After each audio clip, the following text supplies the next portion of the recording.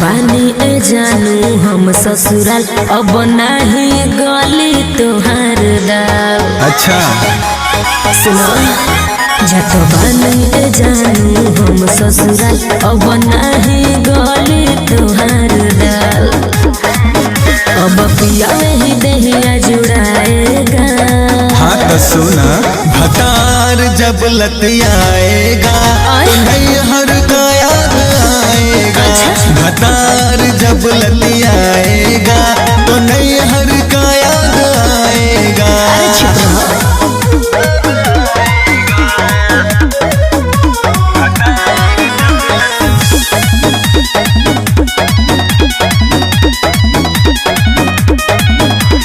तोहरो से बेसी करी हमके प्यार जेबू तो जाके पछतैबू ए जान तू।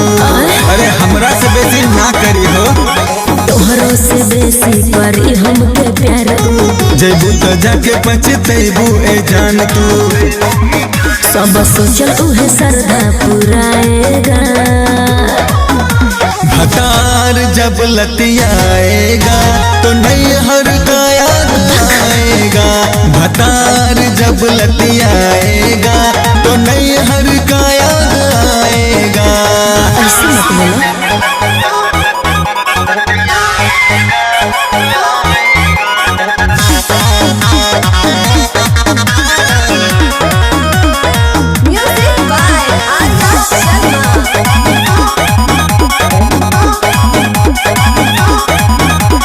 अखिलेश सैया हमर होई है रंगीला।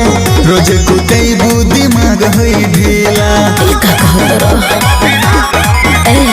अखिलेश सैया हमर होई है रंगीला। रोज कुतैबू दिमाग होई ढीला।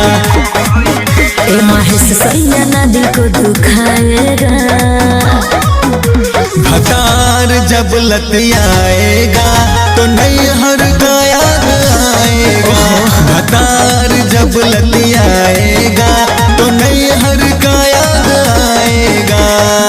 फिर हमरे के याद करबू। ज्यादा मत बोलो।